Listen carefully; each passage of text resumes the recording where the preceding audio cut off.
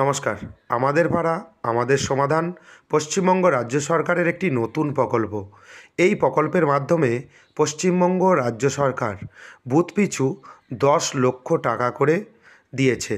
কিন্তু এই বুথ পিছু 10 লক্ষ টাকা কিভাবে ব্যবহৃত হবে এবং আপনি কিভাবে এই প্রকল্পের সুবিধা নিতে পারবেন, এই প্রকল্পের সুবিধা নেওয়ার ক্ষেত্রে আপনাকে একটি ফর্ম পূরণ করতে হবে বা আপনাকে দরখাস্ত করতে হবে।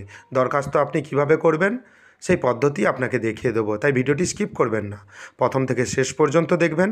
চ্যানেলে নতুন হয়ে থাকলে চ্যানেলটিকে সাবস্ক্রাইব করে দেবেন পরবর্তী গুরুত্বপূর্ণ আপডেট পাওয়ার জন্য। আমাদের পাড়া আমাদের সমাধান যে প্রকল্প পশ্চিমবঙ্গ সরকারের নতুন একটি প্রকল্প, এই প্রকল্পে আপনি যদি আবেদন করতে চান, আপনার পাড়ার সমস্যা যদি আপনি নথিভুক্ত করতে চান, সেক্ষেত্রে এখানে যেই ফরম্যাটটি দেখতে পাচ্ছেন এই ফরম্যাট আপনাকে তৈরি করতে হবে। আপনি যদি না কম্পিউটারে এই ফরম্যাট তৈরি করতে পারেন, সেক্ষেত্রে আপনি যদি হাতে লিখেও তৈরি করেন সেক্ষেত্রে কোনো রকম অসুবিধা নেই, আপনি হাতে লিখেও দরখাস্ত করতে পারেন। তবে অ্যাপ্লিকেশন ফরম্যাটটি বা আবেদনের যে ফরম্যাট রয়েছে সেই ফরম্যাট ঠিক এই রকমই হবে। একেবারে বাম দিকের উপরে দেখবেন মাননীয় সমষ্টি উন্নয়ন আধিকারিক, তারপর একটি ড্যাশ দেওয়া রয়েছে, ড্যাশ সমষ্টি উন্নয়ন আধিকারিকের করণ। এই ড্যাশের জায়গায় আপনি আপনার বিডিও অফিসের নাম লিখে দেবেন। ধরুন উদাহরণস্বরূপ আপনাকে বলছি কোলাঘাট সমষ্টি উন্নয়ন আধিকারিকের করণ, কোলাঘাট ব্লকের কথা বলছি। আপনি যদি বাগনান ব্লকের কথা বলেন সেক্ষেত্রে এখানে হবে বাগনান সমষ্টি উন্নয়ন আধিকারিকের করণ। এখানে দেখবেন জেলার নাম, এখানে আমি আগে থেকে পূর্ব মেদিনীপুর করে রেখেছি, এখানে আপনার জেলা আপনি লিখে দেবেন। যদি পূর্ব মেদিনীপুর জেলা হয় পূর্ব মেদিনীপুর জেলা লিখবেন।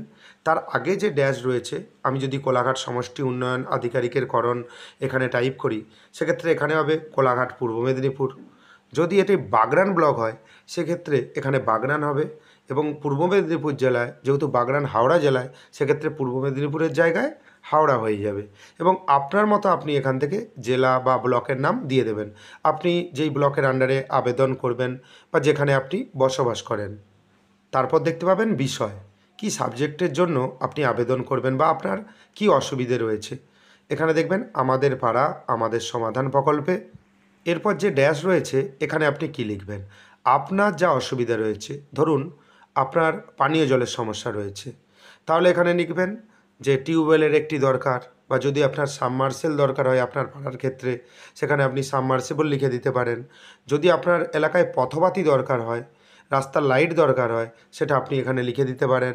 এবং যদি আপনার ওখানে রাস্তার অবস্থা খুবই খারাপ, হয়তো রাস্তা নেই, সেটাও আপনি এখানে লিখে দিতে পারেন। এখানে দেখবেন ডান দিকে লেখা রয়েছে নির্মাণের, এতদূর পর্যন্ত আপনি লিখে দিলেন। তারপর বাম দিকে দেখতে পাচ্ছেন আবেদন মহাশয় মহাশয়া, সম্মানপূর্বক আপনাকে অবগত করিতেছি যে আমরা নিম্ন স্বাক্ষর কারিগণ। কেন স্বাক্ষর কারিগণ লেখা রয়েছে? দেখুন একটি পাড়ার সমস্যা, এটা আপনার ইন্ডিভিজুয়াল বা একার সমস্যা নয়। একটি রাস্তার সমস্যা, সেই রাস্তা দিয়ে আপনি কিন্তু একা যান না, আপনার পাড়ার সকলেই যায়। একটি টিউবওয়েল আপনার কাছে বসেছে, সেক্ষেত্রে সেই টিউবওয়েল সবাই কিন্তু ব্যবহার করবে, ওই জন্য লেখা রয়েছে নিম্ন স্বাক্ষরকারীগণ। তারপর দেখবেন ড্যাশ গ্রাম পঞ্চায়েতের অন্তর্গত, এখানে আপনার গ্রাম পঞ্চায়েতের নাম দিয়ে দেবেন। ড্যাশ সংসদের, এখানে আপনার সংসদের নাম দিয়ে দেবেন।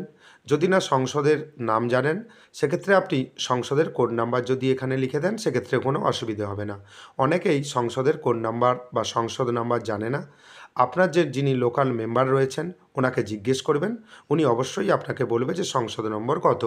এবং যদি নাও আপনি এই কাজটি করতে পারেন সেক্ষেত্রে আপনি পঞ্চায়েত অফিসেও যোগাযোগ করতে পারেন।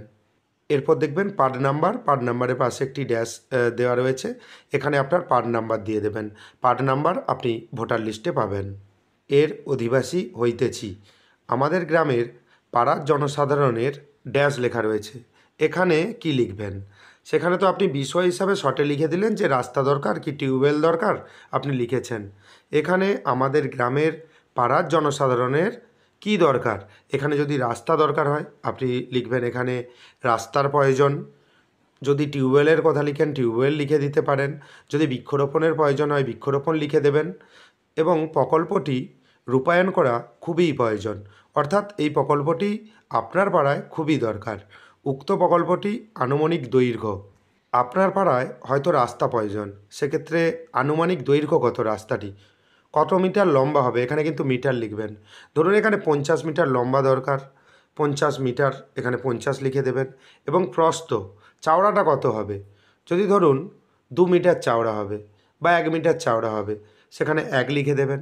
এবং মৌজা, কোন মৌজার মধ্যে, এখানে মৌজার নাম দেবেন। মৌজার একটি জেল নাম্বার হয়, এখানে জেল নম্বরের জায়গায় জেল নাম্বার দেবেন। এরপর দাগ নম্বরের একটি জায়গা রয়েছে, কোন দাগ নম্বরে আপনি এই রাস্তাটি করতে চান। আপনাকে আমি রাস্তার উদাহরণ দিচ্ছি। যদি টিউবওয়েল হতো সেই দাগ নম্বর এখানে দিতে হতো।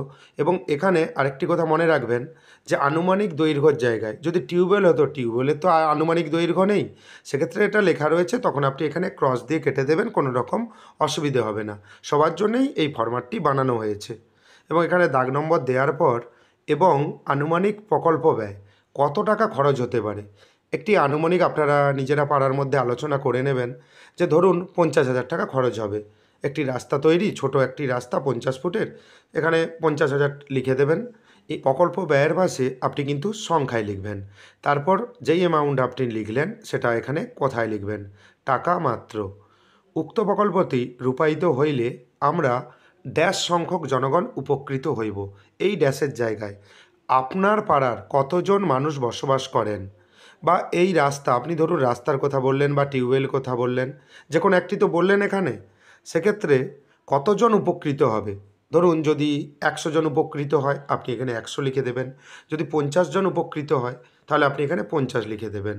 এভাবেই আপনি আবেদনপত্রটি পূরণ করবেন। আপনি কম্পিউটারে টাইপ করেও নিতে পারেন, আপনি হাতেও লিখে নিতে পারেন।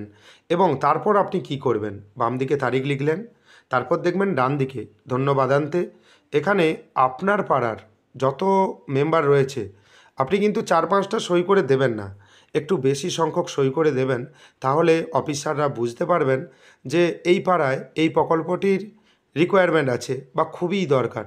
তাই আপনি যত সংখ্যক পারেন বেশি সই করে দেবেন ধন্যবাদান্তের নিচে 1, 2, 3 সিরিয়াল নম্বর করে ডান দিকে আপনি সিগনেচার করে নেবেন আপনার পাড়ার সকলের। এভাবেই আপনি খুব সহজেই আমাদের পাড়া আমাদের সমাধান প্রকল্পে আবেদন করতে পারবেন। আপনার এলাকায় কবে ক্যাম্প হচ্ছে সেই সম্বন্ধে ডিটেলস আমার চ্যানেলে রয়েছে, সেই ভিডিও দেখে আপনি সার্চ করে নিতে পারবেন অনলাইনে যে আপনার এলাকায় কবে এই ক্যাম্পটি হবে। ভিডিওটি কেমন লাগলো জানাবেন। চ্যানেলে নতুন হয়ে থাকলে পরবর্তী গুরুত্বপূর্ণ আপডেট পাওয়ার জন্য চ্যানেলটিকে সাবস্ক্রাইব করে দেবেন। ধন্যবাদ।